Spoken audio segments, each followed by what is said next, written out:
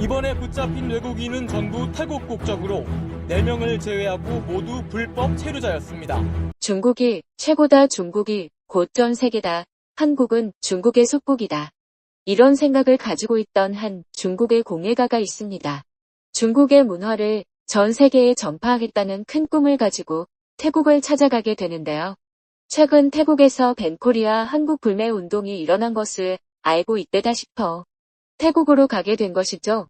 하지만 이게 무슨 일이죠? 태국에는 온통 한국뿐입니다. 왜 이렇게 된 걸까요? 오늘의 사연 시작하겠습니다. 안녕하세요. 저는 리민이라고 합니다. 상하이에서 중국 전통 공예품 사업을 20년째 운영하고 있죠. 그래서 이번에는 태국 방콕에서 열린 아시아 전통문화 박람회에 참여할 기회가 생겼을 때 무척 기대가 컸어요. 당시 한국이 불법 체류 문제로 태국인의 입국을 제한하면서 태국 사람들 사이에 반발이 컸다는 소식을 들었죠. 그래서 저는 솔직히 태국 사람들이 한국에 대해 반감이 클 거라 예상했습니다. 이번 박람회가 중국 문화를 알릴 절호의 기회가 되겠구나라고 생각하면서요. 하지만 제 예측은 완전히 빗나갔습니다. 그곳에서 저는 큰 코를 다치고 말았어요. 태국 사람들의 한국 문화에 대한 열기는 제가 상상했던 것 이상이었고 저를 당혹스럽게 만들었죠. 제 이야기를 들려드릴게요. 저에게 있어서는 제 작품 하나하나가 자부심이었어요. 제 인생이 중국 전통 공예 그 자체였죠. 그래서 이번에 태국 방콕에서 열린 아시아 전통문화 박람회에 참가하게 된 것도 엄청난 기회라고 생각했습니다. 태국에만도 저희 회사 거래처가 여러 짓고 동남아 시장에서 중국 전통 공예품의 인기를 넓히는 게 제 목표였거든요. 비행기에서 내릴 때부터 저는 꽤 들떠 있었습니다. 이번에야말로 중국 공예품의 가치를 제대로 보여주자고 마음먹었죠. 그런데 공항에 발을 내딛는 순간부터 뭔가 이상한 기운이 느껴지더군요. 공항 곳곳에 걸린 안내문에 눈이 갔는데 글쎄 한글로 큼지막하게 쓰인 문구들이 곳곳에 붙어 있더라고요. 영어 안내문도 크게 보이긴 했지만 중국어는 글자들이 구석에 겨우 보일 정도였어요. 저는 눈살을 찌푸렸습니다. 아니 태국에 오는 중국 관광객이 얼마나 많은데 안내문을 이렇게 해놨지. 솔직히 기분이 좋지 않았습니다. 솔직히 저는 한국을 그리 대단하게 생각해 본 적이 없어요. 몇십 년 전만 해도 한국은 겨우 산업화를 시작하던 나라였잖아요. 겨우 반도체랑 휴대폰 몇 개 팔아서 경제를 좀 일으켰다고 해서 수천 년의 역사와 전통을 자랑하는 중국과 비교가 된다고 생각합니까? 우리 중국이 아시아 문화의 중심에 서 있었던 건 어제 오늘 일이 아니에요. 한국이야 뭐 저희가 쓰던 한자도 가져다 쓰던 나라 아닙니까?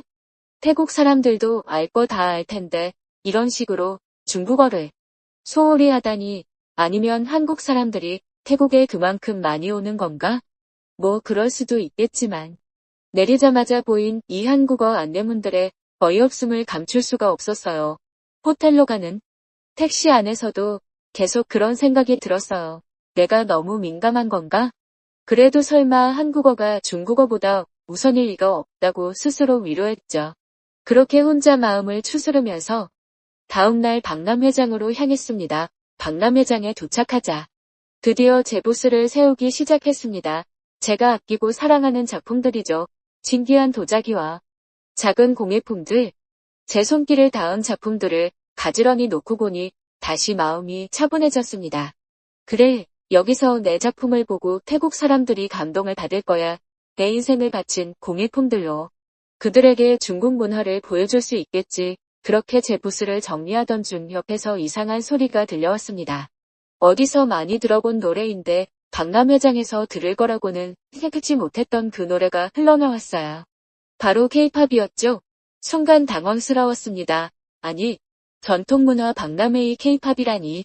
이건 좀 아니잖아. 고개를 들어보니 옆 부스는 한국 전통 공예품과 한복 그리고 K-팝 관련 상품으로 가득했습니다.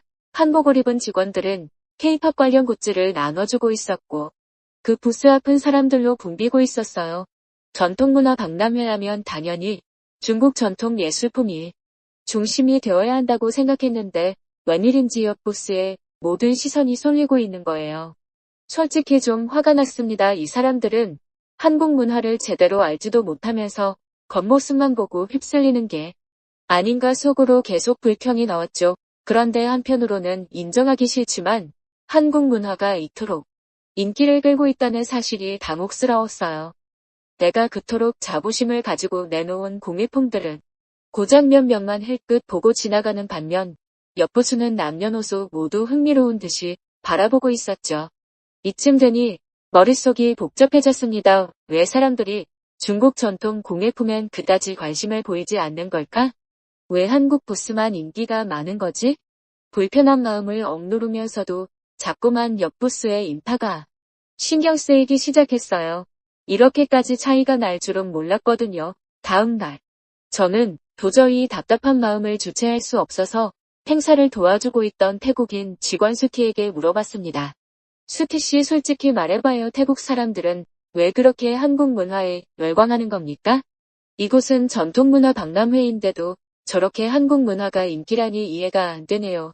수티는 조심스럽게 웃으며 대답했습니다. 사실 저도 그렇게 한국 문화가 대단할 줄 몰랐어요. 그런데 요즘 젊은 사람들은 한국 드라마, 음악 같은 걸 좋아해서 자연스레 한국 문화에 관심을 두게 됐죠. 한국이 문화 제품들은 디자인도 현대적이고 세련돼서 현지인들에게 매력적으로 느껴지는 것 같아요.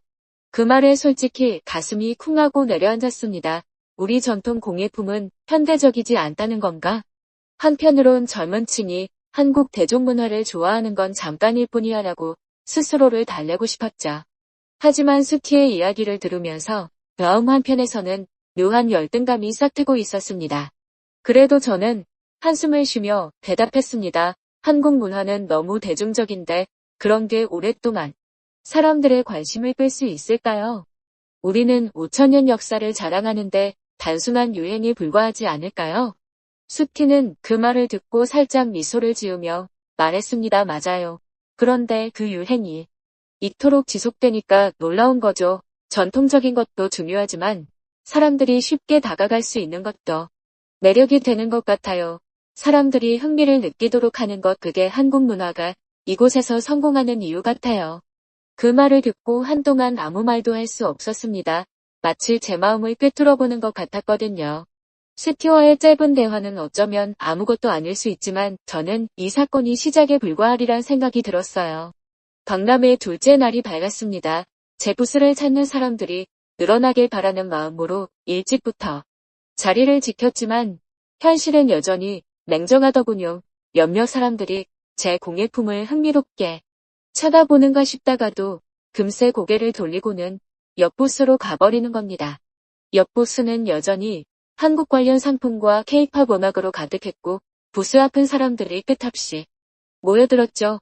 어제 수티가 한 말이 떠올랐습니다. 사람들이 쉽게 다가갈 수 있는 문화. 젊은 세대가 흥미를 느끼는 요소가 중요하다고 했던가요? 하지만 전통문화, 박람회라는 곳에서까지 저렇게 한국 대중문화가 중심이 된다는 게 정말로 이해가 가지 않았습니다. 저는 그래도 믿고 싶었어요. 시간이 지나면 사람들이 중국 공예품의 가치를 알게 될 거라고요. 이쯤 되니 마음이 복잡해져서 그냥 지나가는 사람들에게 한국 문화에 대한 이야기를 더 들어보고 싶어졌습니다. 그래서 용기를 내어 박람회장 근처에서 만난 젊은 태국인 커플에게 말을 걸었습니다. 둘 다 한국 아이돌의 굿즈를 하나름 사들고 있던 참이었죠. 혹시 한국 문화에 대해 여쭤봐도 될까요? 라고 하자 그들은 기쁜 표정으로 저를 쳐다보더군요. 다행히 영어로 대화가 가능해서 묻고 싶은 것을 곧바로 질문했습니다. 한국 문화가 태국에서 이 정도로 인기가 많은 이유가 궁금합니다. 최근에 벤코리아 운동 같은 것도 있었던 걸로 아는데 그런 상황인데도 한국 문화가 여전히 인기가 많네요. 그 말에 커플의 여성이 잠시 당황한 듯 고개를 갸우뚱하더니 웃으며 대답했습니다. 아, 벤코리아 운동이요? 네, 그런 일이 있긴 했죠. 한국 정부가 불법 체류 문제 때문에 태국인 입국을 제한하고 나서 태국 사람들 사이에서 불만이 있었어요. 태국에서 반발이 컸던 것도 맞고요. 옆에 있던 남성도 고개를 끄덕이며 말을 이어갔습니다. 그런데 솔직히 요즘은 별로 신경 쓰지 않아요. 태국에서 벤코리아 운동이 한창일 때는 저도 한국에 대한 반감이 조금 있었죠. 그런데 시간이 지나면서 오히려 한국 문화가 더 매력적으로 다가오더라고요. 처음엔 불만이 컸는데 한국 드라마나 케이팝을 안 보고는 못 견디겠어요. 다들 벤코리아 운동 얘기는 이제 잊은 듯해요. 저는 놀라서 다시 물었습니다. 그런데 한국이 그렇게 태국인을 제안했는데도 아직도 한국 문화를 이렇게 좋아할 수 있는 건가요? 여성이 웃으며 대답했습니다. 글쎄요. 한국 문화가 그만큼 매력적이라서겠죠. 맨코리아 때문에 잠시 한국에 대한 반발이 있었지만 결국 드라마, 음악, 패션 같은 건 생활에서 빼놓을 수 없게 되었거든요. 저희뿐만 아니라 주위의 친구들도 다들 한국어를 배우고 있고 한국에 대한 관심은 계속 커지는 것 같아요. 그들의 반응에 머릿속이 복잡해졌습니다. 제가 알던 한국과 태국의 관계는 다소 불편할 거라고 생각했는데 오히려 벤코리아 운동이 있었다는 사실을 잊은 듯한 그들의 반응이 의외였습니다. 한국 문화가 단순한 유행이 아니라 일상에 스며든 일종의 생활 문화로 자리 잡았다는 걸 깨달았죠. 그제야 저는 태국 내 한국 문화의 뿌리가 생각보다 깊다는 사실을 실감했습니다. 날이 갈수록 한국 부스에 사람들이 몰려드는 모습은 제가 예상했던 것보다 훨씬 더 심각했습니다. 사람들이 케이팝 음악을 따라 흥얼거리고 아이돌 포스터와 굿즈를 서로 구입하려고 줄을 서고 있었어요. 이곳이 태국이라는 사실을 잊을 정도였습니다. 그러던 중 한국 부스에서 홍보하는 영상을 하나 틀었는데 젊은이들이 모여들더니 환호성을 지르며 자리를 떠날 줄 모르더군요. 저와는 완전히 다른 세계 같았습니다. 이쯤 되니 묘한 기분이 들더군요. 솔직히 말해서 자존심이 상했습니다. 전통문화와 예술에 몸을 바쳐온 제가 눈앞에서 이렇게 무시당하는 기분이랄까요. 잠깐의 유행일 뿐이야 라는 생각도 이제는 통하지 않았어요.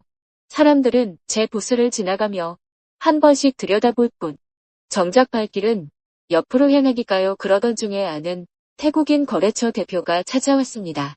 리민 씨 요즘 힘드시죠? 그는 저의 공예품을 몇 번 구매한 경험이 있었고 전통 공예의 가치를 잘 이해해주는 사람이었죠. 저는 그에게 살짝 한숨을 쉬며 대답했습니다. 어제부터 계속 보고 있었는데 저 사람들이 한국 상품에 저렇게 열광하는 게 믿기지가 않네요. 이곳은 전통문화 박람회 아닙니까? 현대적인 요소는 최소한으로 해야 한다고 생각했는데 이렇게까지 몰리다니. 그는 제 말을 듣고 천천히 고개를 끄덕이며 말했습니다. 리민 씨 말씀도 맞아요. 사실 전통문화 박람회라면 한국 부스에서 현대 대중문화를 홍보하는 게 이상해 보이죠. 그런데 말입니다. 여기 오는 사람들은 오히려 그런 점 때문에 한국에 더 관심을 가지게 되는 것 같아요. 현대적이고 쉽게 접근할 수 있는 그런 매력이 있는 거죠. 저는 이해가 안 된다는 표정으로 그를 바라봤습니다. 그렇다고 하더라도 전통문화라는 건 오랜 역사와 깊이 있는 아름다움이 있어야 한다고 생각합니다. 한국이 아무리 인기가 있다지만 그건 지나가는 유행일 뿐이라고요. 그는 약간 미소를 지으며 답했습니다. 네, 그렇죠. 하지만 한국은 오히려 그런 대중적인 요소와 전통을 잘 조화시키고 있어요. 태국의 젊은 세대들은 전통 문화와 함께 현대적인 감각이 담긴 것들을 좋아하니까요.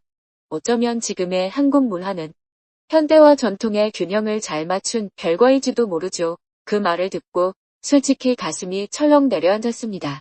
균형이라니. 그동안 제가 그렇게 애써온 중국 공연은 대중성보다는 전통과 예술성에만 집중해왔는데 그게 부족했던 걸까요? 저는 갑자기 불안해지기 시작했습니다. 그동안 자신했던 중국의 전통문화가 너무나 멀게만 느껴졌습니다. 사람들은 예술과 전통에 대해 진지하게 고민하는 저와 달리 한국 문화를 자연스럽게 받아들이며 즐기고 있었죠. 과연 이렇게 변화하는 세상 속에서 우리 전통예술이 살아남을 수 있을까? 이런 의문이 스멀스멀 마음속에 퍼졌습니다. 그러던 중 저는 옆 부스에 있는 한국 측 대표와 눈이 마주쳤습니다. 그는 저에게 인사하며 다가와 말을 걸었어요. 안녕하세요, 리밍 씨. 혹시 제 부스를 둘러보실 생각 있으신가요? 저는 다소 기분이 상한 상태였기에 간단히 대답하려 했습니다. 하지만 그의 친근한 미소와 열린 태도의 마음이 조금 누그러졌고 저는 그와 잠깐 이야기를 나누기로 했습니다. 네, 반갑습니다. 그런데 여쭤보고 싶은 게 있어요. 여기서 한국의 현대적인 콘텐츠까지 전시하시는 게 이상하지 않나요? 전통문화 행사인데. 한국 측 대표는 살짝 웃으며 대답했습니다. 네, 맞습니다. 전통을 지키는 것도 중요하지만 전통을 현대화하는 과정이 한국의 문화 전략 중 하나거든요. 젊은 세대들이 전통을 새로운 시각으로 접하고 쉽게 이해하도록 하는 게 저희 목표예요. 대중적인 접근이 중요하다고 생각합니다. 그 말을 듣자 머릿속이 복잡해졌습니다. 그러니까 전통만 강조하는 게 아니라 대중이 쉽게 즐길 수 있도록 만든다는 건가요? 그는 고개를 끄덕이며 다시 말했습니다. 그렇죠. 사실 전통 문화도 결국은 사람들이 즐기고 사랑해야 의미가 있는 거니까요. 특히 해외에서는 한국 문화를 현대적이면서도 쉽게 접근할 수 있도록 홍보하고 있어요. 그와의 짧은 대화를 끝내고 돌아서면서 저는 자신이 초라하게 느껴졌습니다. 그동안 중국 전통 공예품이 그 자체로 가치를 인정받아야 한다는 생각만 해왔고 사람들에게 어떻게 다가가야 할지 고민한 적은 없었으니까요. 몇 부스의 사진을 찍고 한국 측 직원들이 그들을 친근하게 대하는 모습이 머릿속에 깊이 남았습니다. 과연 내가 잘하고 있는 걸까? 생각이 멈추지 않았습니다. 둘째 날이 끝나고 호텔방으로 돌아왔지만 마음이 편하지 않았습니다. 한국은 대중문화로 전통을 현대화한다고 해도 한국 부스 대표의 말이 머릿속에서 떠나질 않더군요. 대중이 쉽게 접근할 수 있도록 전통을 현대화한다. 그 말을 처음에는 그저 유행을 따라간다고 생각했어요. 하지만 그들이 단순히 트렌드에 맞춰서 하는 게 아니라는 걸 느꼈습니다. 오히려 그 방법이 이 시대에서 가장 효과적일지도 모른다는 생각이 들었죠. 마음이 복잡해져서 핸드폰을 열고 한글과 한국 문화에 대한 정보를 검색해보기 시작했습니다. 대체 뭐가 이렇게 특별하다는 거지? 하는 마음으로요. 가장 먼저 떠오른 검색어는 한글이었습니다. 한국어가 이토록 많은 사람들에게 사랑받는 언어가 된 배경에 뭔가가 있을 거라고 생각했죠. 처음엔 무심코 읽었어요. 그런데 한글의 창제 원리에 대한 설명을 읽다가 눈이 휘둥그레졌습니다. 자음과 모음이 발음기관의 모양을 본떠 만들어졌다고요? 한글이 만들어진 지 겨우 600년밖에 되지 않았는데도 문자의 구조가 과학적이고 체계적이라니 믿기지 않았습니다. 말도 안 돼. 이게 정말 가능하다고. 그때부터 제 손이 떨리기 시작했어요. 한자는 수천 년 동안 자연스럽게 발전한 문자라 아무 규칙성 없이 복잡한 형태를 지녔어요. 사실 중국에서도 한자를 배우는 게 어렵죠. 그런데 한글은 처음부터 발음기관을 모티브로 창제됐다니 이건 문자라기보다 발명품에 가깝다고 느껴졌습니다. 저도 모르게 감탄이 나왔어요. 와, 이건 그냥 글자가 아니잖아. 과학작품 같은데 제가 그동안 그렇게 자랑스럽게 여겨왔던 한자가 순간 한글 앞에서 무색해 보였어요.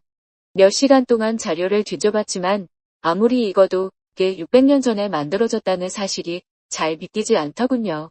600년 전에 문자를 발음기관의 모양에 따라 만들다니 생각할수록 충격적이었습니다. 문득 낮에 봤던 장면들이 떠오르더군요. 태국 학생들이 한국어를 유창하게 읽고 쓰던 모습 말입니다.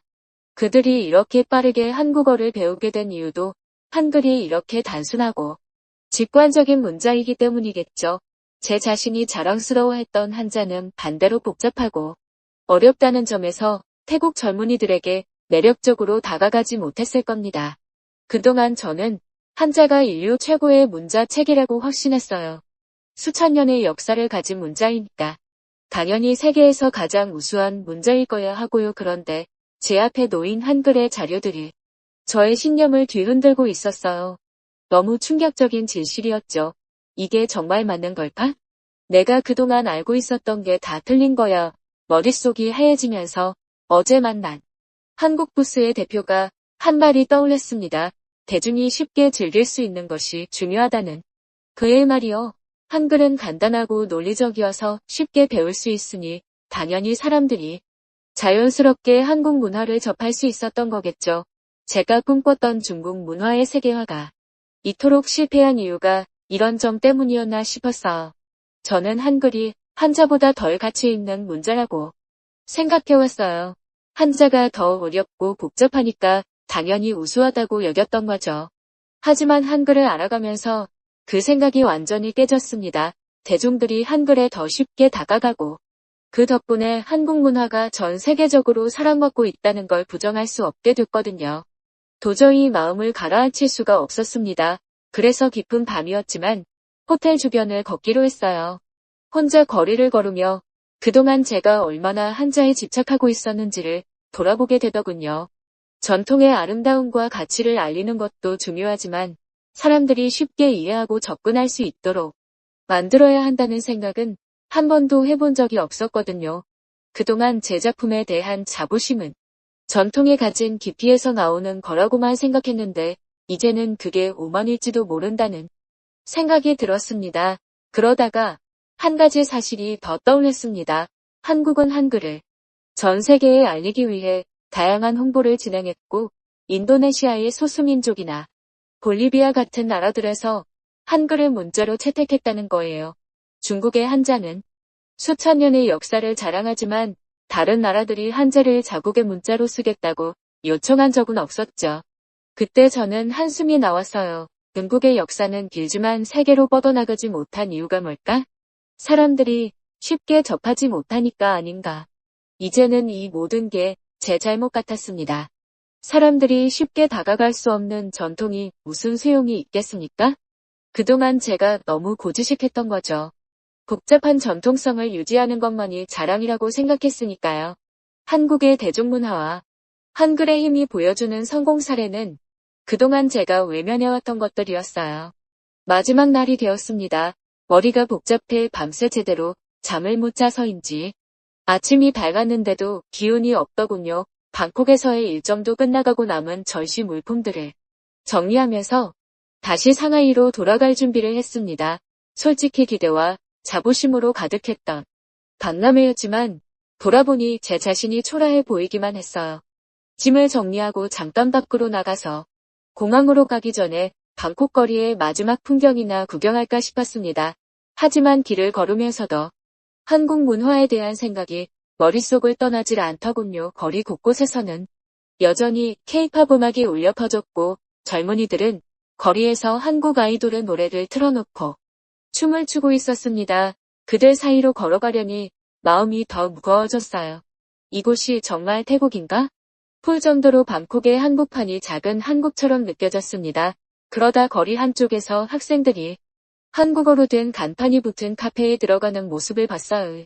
이젠 더 놀랄 것도 없지만 왜 그렇게 한국어에 열광하는지 여전히 이해가 가지 않더군요. 한자를 배우고 중국 전통 문화를 지키는 게 얼마나 중요한 일인데 이렇게 단순하고 현대적인 한국 문화가 압도적인 인기를 끌고 있다니 한편으로는 분명히 무시하고 싶었지만 사실 그들이 부럽다는 감정이 밀려들었어요. 좀 더 걸어가다 보니 한 패션 잡화점에서 젊은 직원이 제게 미소를 지으며 한국 제품을 권하더군요. 한국 제품이 요즘 가장 잘 팔려요. 퀄리티도 좋고 디자인도 세련되었죠. 저는 피식 웃으며 그냥 지나쳤지만 그 말이 귓가에 계속 맴돌았습니다. 어쩌면 전통도 중요하지만 사람들에게 쉽게 다가갈 수 있는 요소가 더 필요했던 건지도 모릅니다. 한자를 배우고 공예품을 감상하는 일은 시간이 필요하고 노력해야 이해할 수 있는 반면 한국 문화는 누구나 쉽게 즐길 수 있게 설계된 것 같았어요. 그러다 마침내 공항에 도착했는데 그곳에서도 한국 아이돌 그룹의 포스터와 광고가 보였어요. 정말 안 보려야 안 볼 수가 없더군요. 카페에서 K-팝이 흐르고 상점에서는 한국 화장품 광고가 붙어 있었어요. 대체 이게 얼마나 갈 수 있을까 하는 생각도 들었지만 그들의 문화가 사람들의 일상에 스며들어 있는 걸 인정하지 않을 수가 없었습니다. 저는 공항 면세점에서 마지막으로 한국 제품들이 잘 팔리는 장면을 보며 문득 중국으로 돌아가면 뭘 해야 할지 막막해졌어요. 한자의 전통과 역사만을 자랑해 온 제가 그 한자가 대중에게 외면받고 있다는 현실을 어떻게 받아들여야 할까요? 전통을 자부심으로만 지켜온 것에 대한 후회가 밀려왔습니다. 공항 대기실에서 잠시 기다리는 동안 문득 중국 전통 공예품의 대중들이 어떻게 쉽게 다가가게 할 수 있을까 하는 고민이 떠올랐습니다. 나도 새로운 방식을 고민해봐야 하나? 아니면 대중들이 원하는 것에 더 귀를 기울여야 하는 걸까? 그동안 전통을 고수하는 것이 자랑이었지만 어쩌면 진정한 가치는 사람들이 쉽게 즐기고 받아들일 수 있도록 다가가는 데 있는 게 아닐까요? 제 비행기 탑승 시간이 다가왔고 드디어 게이트에 들어섰습니다. 그런데 좌석에 앉자마자 제 앞자리에 앉은 태국 젊은 커플이 눈에 들어왔습니다. 그들은 한국 아이돌의 사진이 가득 담긴 잡지를 보고 있었고 서로 한국 노래에 대해 이야기 나누며 웃고 있었습니다. 저게 그렇게 좋은가 하는 생각이 들었지만 한편으론 그들의 표정이 너무 행복해 보이더군요. 비행기가 이륙하자마자 창밖을 보며 대고집스러웠던 과거를 돌아보게 됐습니다. 전통은 중요하지만 시대의 흐름에 맞춰 현대인들이 쉽게 접근할 수 있도록 해야 하는 게 아닐까 그렇게 생각하니 한국의 문화 전략이 조금은 이해가 되기 시작했어요. 제가 외면해왔던 방법이었죠. 사람들이 쉽게 이해하고 받아들일 수 있는 문화 그것이 한국이 지금 이 세계에서 성공하고 있는 이유일 테니까요. 상하이에 도착하자마자 저는 회사로 돌아가 새로운 프로젝트를 기획하기 시작했습니다. 우리의 전통 공예품을 어떻게 현대적인 방식으로 풀어낼지, 대중들에게 더 가까이 다가가려면 무엇을 해야 할지에 대한 아이디어들이 떠올랐습니다. 저는 한국처럼 될 수는 없겠지만 적어도 그들처럼 변화하는 세상을 받아들이고 대중에게 쉽게 다가가는 방향으로 나아가야겠다는 다짐을 했습니다. 오늘 사연 여기까지입니다. 구독과 좋아요는 사랑입니다.